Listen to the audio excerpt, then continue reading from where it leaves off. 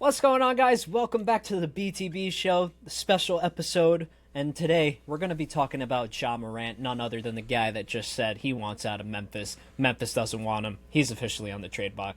To start us off, guys, no need introduction. Jay, what you got for us, my brother? I have a team. I have the players, so let's get it going. The team that I think Ja Morant should be going to is the Miami Heat. I think the Miami culture and the coaching over there will fit Ja Morant. He needs a shakeup. I mean, he's able to do whatever the hell that he wants right now in Memphis. And in Miami, you cannot do that. Miami is the boot camp of the NBA. Nobody can go there and just do whatever they want. They don't care if you're a superstar or not. You can't just go there in Miami and just mess around. Eric Spoelstra's not having it. Pat Riley absolutely is not having it. See how he did Jimmy Butler when Jimmy Butler took them to 2 finals and how he got him up out of there. You can't come here and run stuff. And I think Ja Morant needs a team like this, a team with maturity, a team that's going to hold him accountable.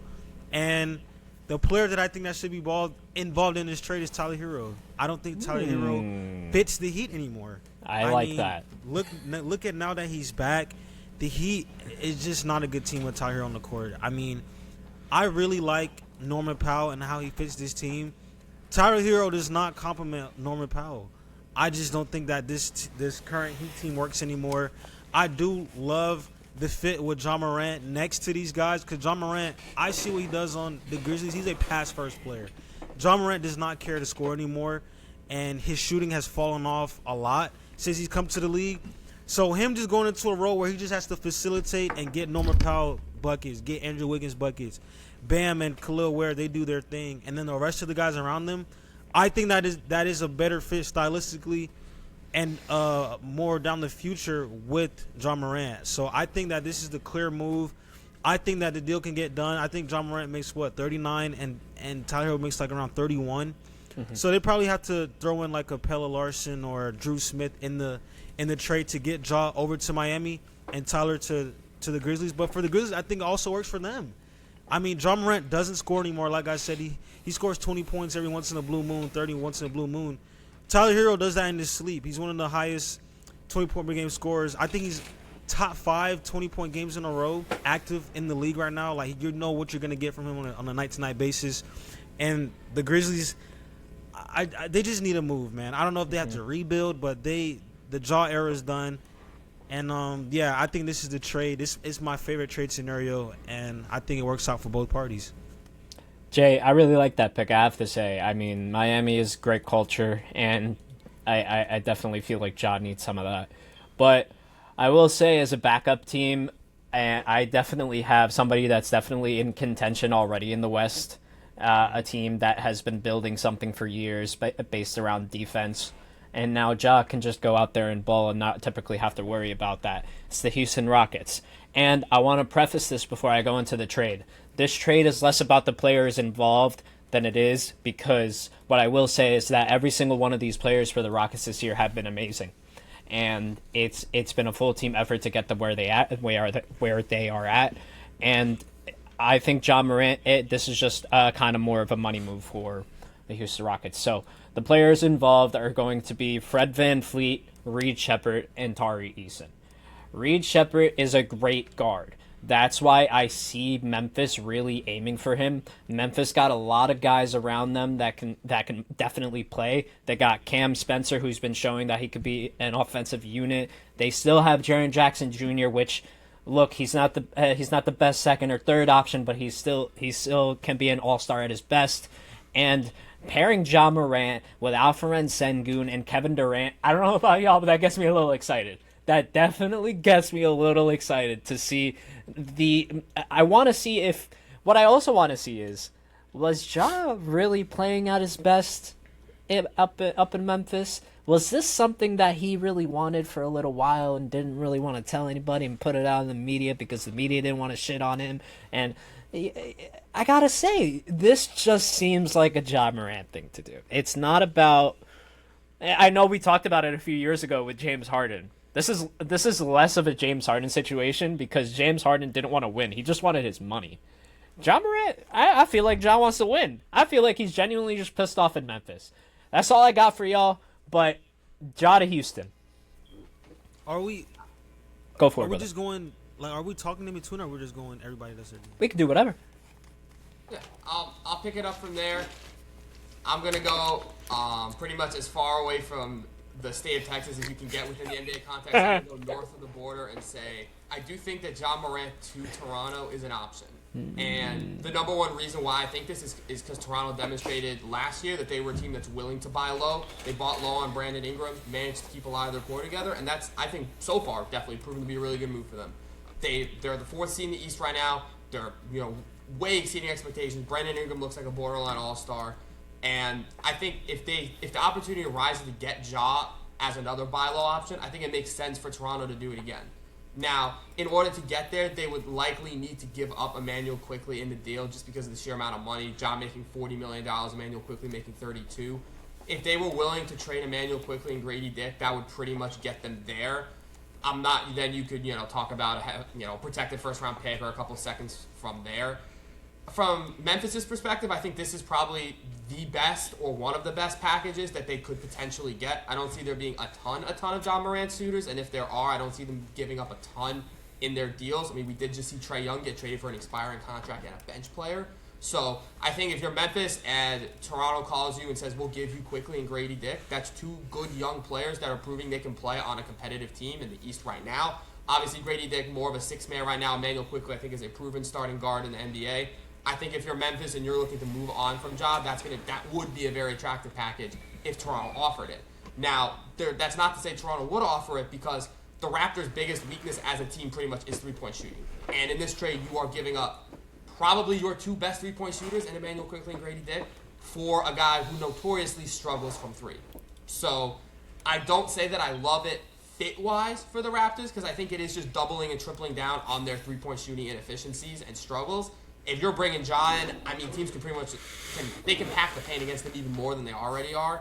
But the fact that Masai Ujiri went ahead and did buy low on Brandon Ingram, and we at the time questioned the fit next to Scotty Barnes, that's worked out so far. So maybe Toronto believes in either Brandon Ingram or Scotty Barnes or RJ Barrett hitting more threes, and the Ja three-point issues aren't that big a deal, or they're just willing to say, you know what, we're already a terrible three-point shooting team. We may as well be the worst three-point shooting team in the league, and we're going to score 80 points a game in the paint. So I'm not saying they would offer this package, but I think if they did, it would probably land in Ja Morant. Bet. I guess it's my turn to bring it on home, man. For me, it's simple, man. When I think about the modern NBA, I love to watch young players hoop. The NBA needs a new dynamic duo, and I think the pairing of Anthony Edwards and Ja Morant can do that, especially because I think the package kind of could make a little bit of sense. You just ship out the Knicks boys again. Ship out Dante and Julius Randle to the Minnesota Timberwolves. I think contract-wise, that should add up. Ship them away from the Minnesota Maybe it's like $1 Timberwolves. million or something away, something like that. I think it's like $1 million off. But I think that's still under the salary cap rules. I do it, man. I think having those guys as a pair for the future, their timelines match up perfectly. I think their games can complement each other. I think of it like this. It's almost like realigning what should have been in Ja Morant having his mentor Mike Conley there. I think he needs a guy at his position to kind of guide him. Not saying he's not a great player, but I think always having those position guys to help you throughout your career is key. I think that can work. And just entertainment-wise, bro, like you'll have two of the most athletic players in the NBA on the same team together. We talk about closing for the Timberwolves. I think they do a really bad job at that.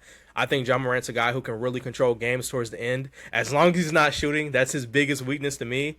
I don't know what happened to his jump shot the last 2 years. I know he's never been a great shooter, but it seems like he's just completely gone away from it. But maybe he can kind of slow down, get back to that pace, maybe take 2 a game, maybe 3, I don't know. Ramp that back up, and his playmaking, like Max said, he's an underrated playmaker to me. I don't think that's something that people talk about with his game a lot. He's kind of changed the way he's played these last couple of years, especially meshing with the young group that the Grizzlies currently have right now. So, yeah, I think him, Ja Morant, you'll still have Rudy Gobert as your center. I know people like to laugh about that. Rudy Gobert is actually still a decent center. You'll still have Jaden McDaniels. You're not giving up your defense. Rob Dillingham, you still have your future and your depth at guard position. I think it works out, man. So, for me, I think it's simple. Send him to the team. Send him to, the Minnesota Timberwolves and build a new dynasty. All right. That's not bad. Do we want to do thoughts? Or Yeah. I have thoughts on the Raptors and who did you go with, Omar? I went with Houston. With Houston. I think, and I'm not even like, I think there's a 0% chance Houston trades Reed Shepard. I think Reed Shepard is so good to the point where I wouldn't even trade him for Ja Morant. Wow. Like Reed's ceiling. I agree. Reed's ceiling is higher than Ja's ceiling right now. You think that so? might sound absolutely crazy. Yes. But Ja Morant, I don't want to say I he's respect peaked, it. but he's not getting any better. So unless Ja needs a change of scenery to get to his next apex, his next peak, as the Ja I'm seeing right now, his jump shot's gotten worse every year. His availability has gotten worse every single year. I know he can get to the paint. He can close games. He does all the superstar shit. The availability is the best ability, and Ja does not play. Reed Shepard plays. So I would absolutely not do that from the Rockets. It's a good scenario, like you said, though. That's a great trade.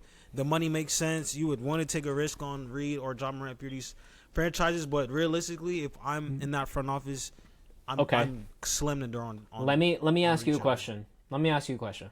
Mm-hmm. Would you put Jabari Smith in instead of Reed Shepard? No.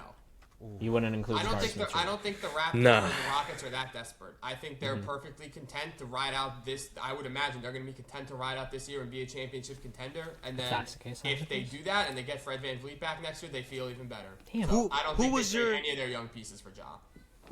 Who was yours, Max? Who was I in went your with the trade? Raptors. Who's in your Raptors trade?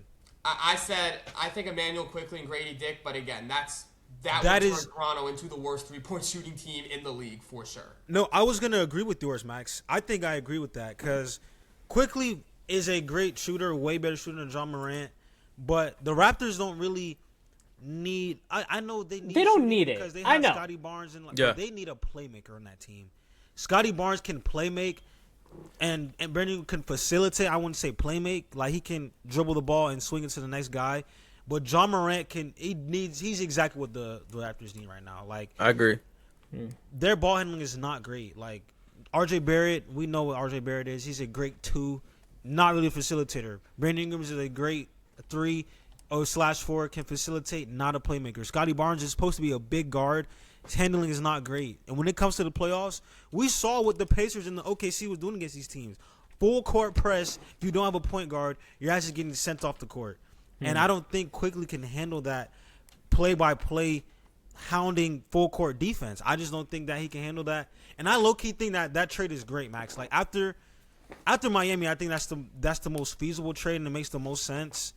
And I also liked Earl's trade. I just don't think that they trade Randall, bro. He's kind of playing great this year. Yeah. Memphis Very accepts sure. Randall with a core of Zach Edey and Jaren Jackson Jr. already.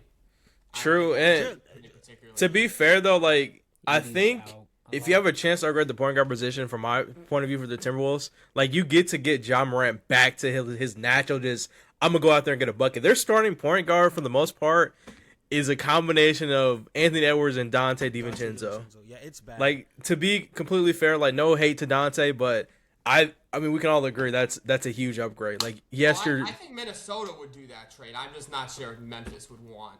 true. I mean. you think Minnesota does it over the Grizzlies? I think Minnesota does that. Yeah, why not?